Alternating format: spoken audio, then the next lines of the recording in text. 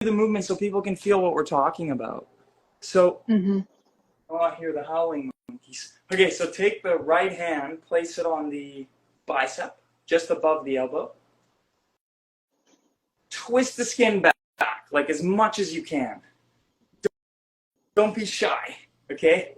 Then you're gonna turn your hand inwards, or all the bones opposite, like that. Pull down, like you're trying to pull your arm off your body, and then you're gonna pull the bones through so your shoulder comes back to regular height. Okay, now move around and breathe.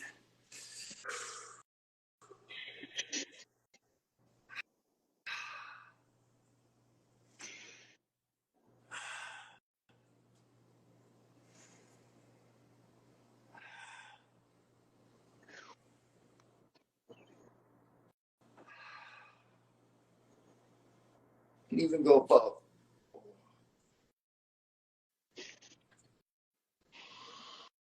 Okay. Okay, and relax. Okay, let's do the other side. Feel your arm for a second. You might feel really long, loose, light. You might I feel feel like, your lungs. uh-huh. Yeah. You might get tingling in the hands. You might feel a lot of like charged or more awake, or like you can breathe better. Feels like Okay, there's let's like a do, rush. yeah. Like there's just So a let's do the rush other. of energy. And I sometimes even move around like everything, but I'm still keeping that tension pattern. Whew. Okay, shake it off. I feel more awake after that, actually. Mm-hmm. So that's why movement is the fastest and most powerful healing modality, because we're combining movement, breath, and the body knows how to move. But what happens is if I massage an area, the moment I grab it here and I start massaging, the fluid will go like this and it'll disperse in all directions, because I'm not pinning anything.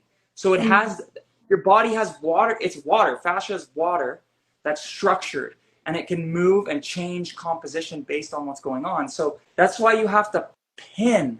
If And I lock. pin one part and I pull, and I'm pulling more the fascia, the skin, then what's happening is the fluid can't move on one area, and now I'm creating leverage and pulling in another.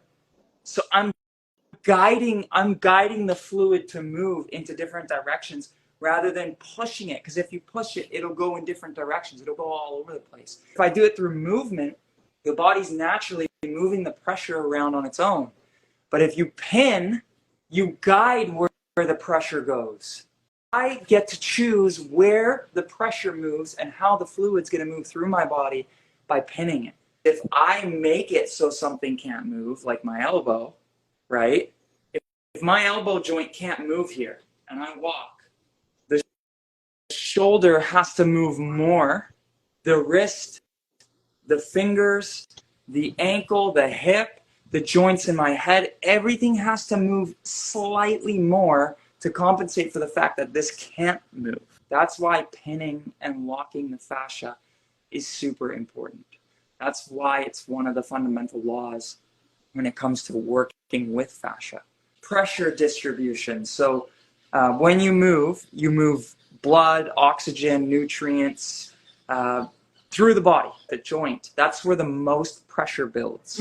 When you breathe and when you bringing pressure into an area, it's like you're moving the air and the fluid and the nutrients to a specific area because it can't go to another one. So if you create the resistance by pinning it or by holding it or by locking it, then your body will by default choose the least resistance.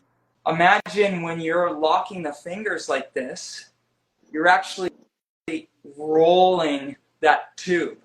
Now all of the toothpaste moves into the wrist and the forearm. It's starting to move forward.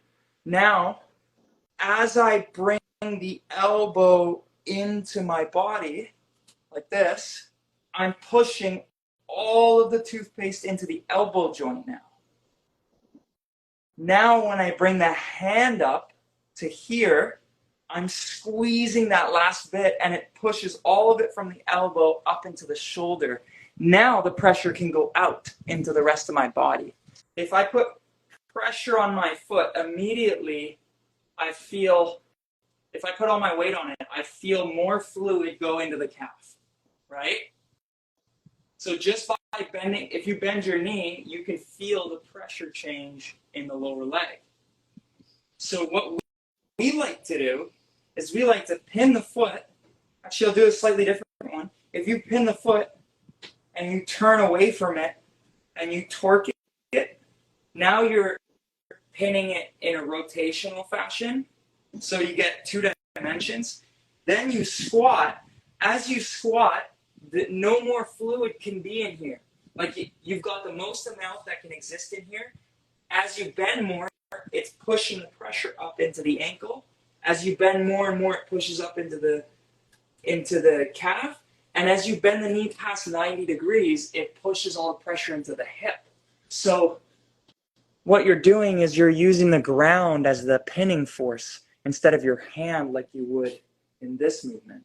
When you add that rotation, you're adding a different dimension to the movement. If you don't rotate, you don't really get the pressure that's around the bone. The idea is I can actually twist my arm as much as I want outwards, creating that torque, and then I can twist purposefully my hand inwards. So I create that feeling on my own.